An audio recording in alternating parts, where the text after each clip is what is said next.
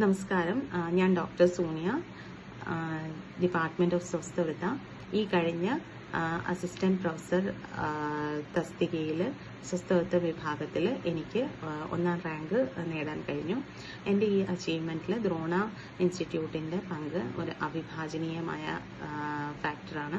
So ഏറ്റവും ആദ്യം തന്നെ ദ്രോണ ഇൻസ്റ്റിറ്റ്യൂട്ടിനോടും സാറുമാരോടും ജിബി സാറ്, ഹരി സാറ്, ബാക്കിയുള്ള എല്ലാ സാറുമാരോടും ഞാൻ എൻ്റെ നന്ദി അറിയിച്ചുകൊള്ളുന്നു. ഇനിയും നിങ്ങളെല്ലാവരും കേരള PSC MOയ്ക്ക് വേണ്ടി പ്രിപ്പയർ ചെയ്യുന്നവരാണ്. ഇനി നമുക്ക് ആകെ 1 വീക്കിൻ്റെ ടൈമും കൂടെയുള്ളൂ. സോ ഞാനിപ്പോൾ ഈ വീഡിയോ ഇടുന്നത് എൻ്റെ 1-2 എക്സ്പീരിയൻസ്, ഞാൻ എക്സാമിന് പ്രിപ്പയർ ചെയ്യുന്ന സമയത്തുള്ള 1-2 എക്സ്പീരിയൻസസ് ഷെയർ ചെയ്യാനാണ്. അതുകൊണ്ട് നിങ്ങൾക്ക് ആർക്കെങ്കിലും യൂസ്ഫുൾ ആവുകയാണെങ്കിൽ അത് എനിക്ക് വളരെ സന്തോഷം തരുന്ന ഒരു കാര്യമാണ്. സോ ഏറ്റവും ആദ്യമേ തന്നെ ഞാൻ ഈ എക്സാമിനേഷന് വേണ്ടി പ്രിപ്പയർ ചെയ്യുന്ന സമയത്ത് ഫസ്റ്റ് ആൻഡ് ഫോർമോസ്റ്റ് എനിക്ക് പറയാനുള്ള എൻ്റെ ഈ ഒരു നേട്ടം, അല്ലെങ്കിൽ ഈ നേട്ടത്തിന് കാരണമായത് എന്ന് ഞാൻ വിശ്വസിക്കുന്നത് ഒരു തീവ്രമായ ആഗ്രഹമാണ്. ഞാൻ PG കഴിഞ്ഞത് 2015-ലാണ്. അത് കഴിഞ്ഞ് ഒരു 6 ഇയേഴ്സ് കാലഘട്ടം ഞാൻ ആയുർവേദവുമായിട്ട് ഒരു ടച്ചും ഇല്ലാതിരുന്ന ഒരു സമയമാണ്. ഞാൻ പ്രാക്ടീസ് പോലും ചെയ്യുന്നില്ലായിരുന്നു.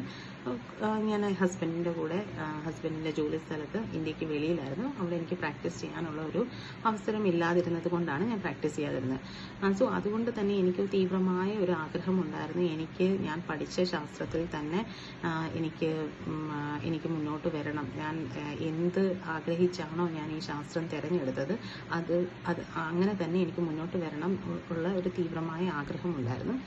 സോ ഞാൻ വിശ്വസിക്കുന്നത് നമ്മൾ എന്ത് കാര്യവും നേടിയെടുക്കണമെങ്കിൽ നമുക്കതിൻ്റെ ഒരു തീവ്രമായ ആഗ്രഹം അതുണ്ടെങ്കിൽ മാത്രമേ നമുക്കത് നേടിയെടുക്കാൻ സാധിക്കുകയുള്ളൂ.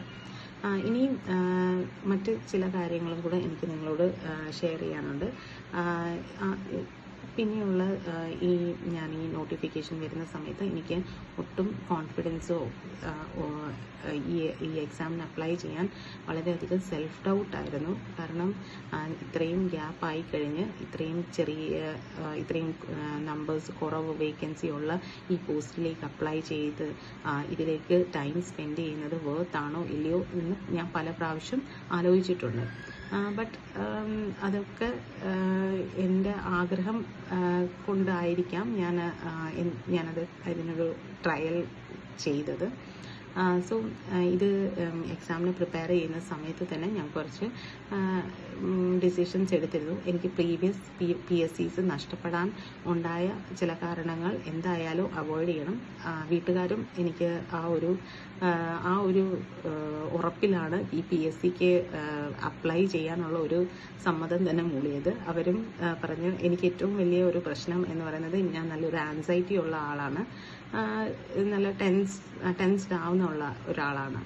സോ ഈ ആൻസൈറ്റിയും ടെൻഷനും ഇല്ലെങ്കിൽ മാത്രം നീ PSCക്ക് അപ്ലൈ ചെയ്താൽ മതി എന്നാണ് വീട്ടുകാർ പറഞ്ഞിരുന്നത്.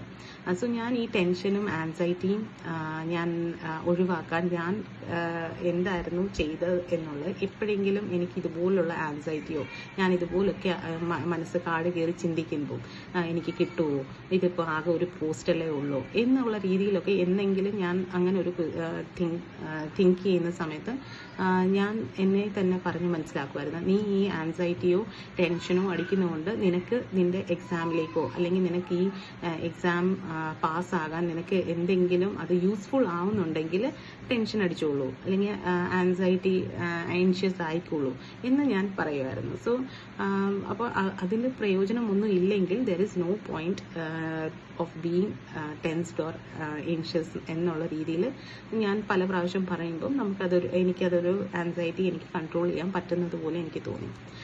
പിന്നെ നെക്സ്റ്റ് ഒരു കാര്യം, ഞാൻ എക്സാമിന് വേണ്ടിയിട്ട് പ്രീവിയസ് PSCയുടെ ഫെയിലിയറിൽ നിന്ന് ഞാൻ പഠിച്ചത്, ഞാൻ PSC അപ്പിയർ ചെയ്ത സമയത്ത് എനിക്ക് എൻ്റെ സ്വന്തമായിട്ട് എനിക്കൊരു ഷോർട്ട് അല്ലെ നോട്ട്സോ അല്ലെങ്കിൽ എന്താ പറയുക ഇമ്പോർട്ടൻറ്റ് ഏരിയാസിൻ്റെ ബുക്സോ ഒന്നും ഉണ്ടായിരുന്നില്ല. ഞാൻ എൻ്റെ ആ മെയിൻ നോട്ട്സ് വെച്ച് തന്നെയായിരുന്നു എക്സാമിൻ്റെ എൻഡ് ഡേ വരെയും ഞാൻ പ്രിപ്പയർ ചെയ്തത്.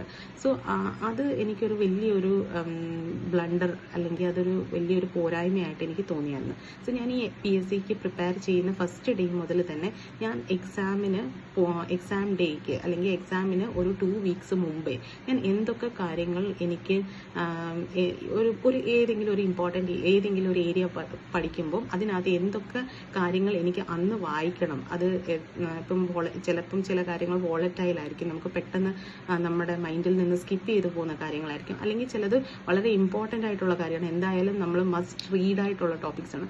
അങ്ങനെയുള്ള പോയിന്റ്സ് ആ ഏരിയയിൽ നിന്ന് ഞാൻ എൻ്റെ നോട്ട്സിലേക്ക് എഴുതി വെക്കും. സോ അത് അങ്ങനെ ഒരു റിഫൈൻഡ് ആയിട്ടുള്ളൊരു നോട്ട്സ് എനിക്ക് തോന്നുന്നു ഞാനൊരു 3-4 മന്ത്സ് കഴിഞ്ഞപ്പോൾ തന്നെ എനിക്ക് അങ്ങനെ ഒരു ഹോൾ സബ്ജക്റ്റിൻ്റെ ഒരു റിഫൈൻഡ് നോട്ട് ഉണ്ടായിരുന്നു.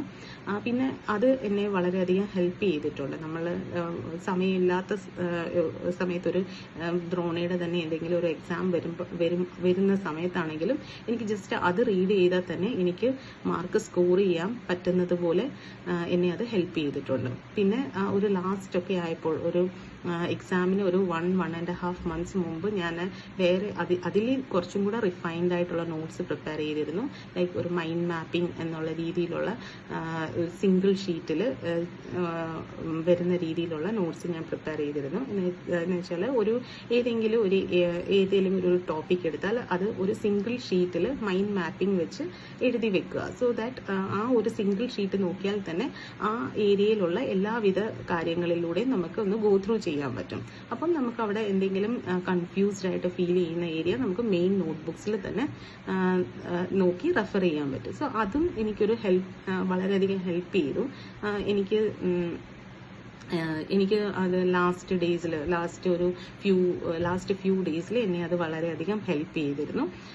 ഇത് നമുക്ക് കുറച്ചുകൂടെ കോൺസെപ്റ്റ് ബേസ്ഡ് ആയിട്ടുള്ള കാര്യങ്ങളിലാണ് നമുക്ക് ഇങ്ങനത്തെ കോൺസെപ്റ്റ് ബേസ്ഡ് ആയിട്ടുള്ള ടോപ്പിക്സിലാണ് നമുക്ക് ഇങ്ങനത്തെ മൈൻഡ് മാപ്പിംഗ് പോലത്തെ കാര്യങ്ങൾ ചെയ്യാൻ പറ്റുന്നത്. അല്ലാതെ ഫാക്ച്വൽ ആയിട്ടുള്ള ഫാക്ട്സ് ഒക്കെയുള്ള ഏരിയയിൽ നമുക്ക് അതത്ര പ്രാക്ടിക്കൽ ആകത്തില്ല.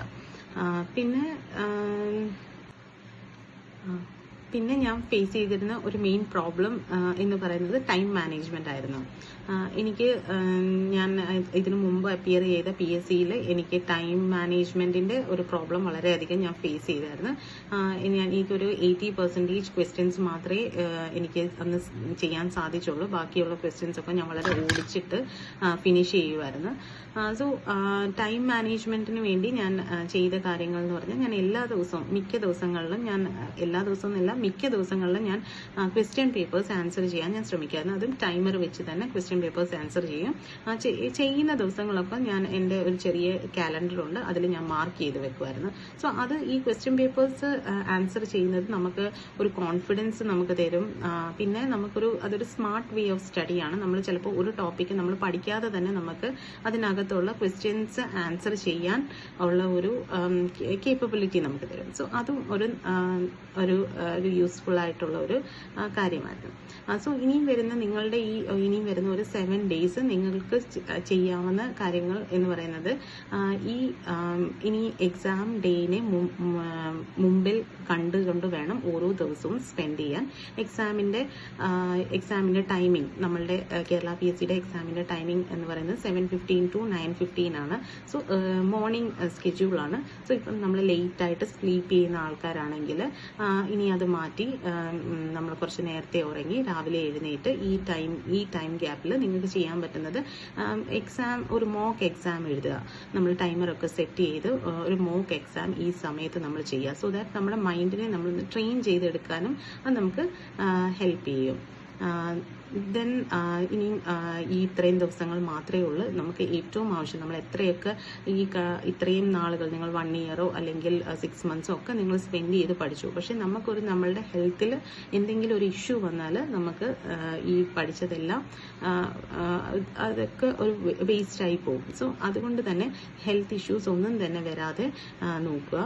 നല്ല ഹെൽത്തി ആയിട്ടുള്ള ഫുഡ് കഴിക്കുക. ഫ്രൂട്ട്സും വെജിറ്റബിൾസും അടങ്ങിയ ഹെൽത്തി ആയിട്ടുള്ള ഫുഡ് കഴിക്കുക. പിന്നെ ചൂടൊക്കെ കൂടി വരുന്നത് കൊണ്ട് തന്നെ ഹൈഡ്രേറ്റഡ് ആയിട്ടിരിക്കുക.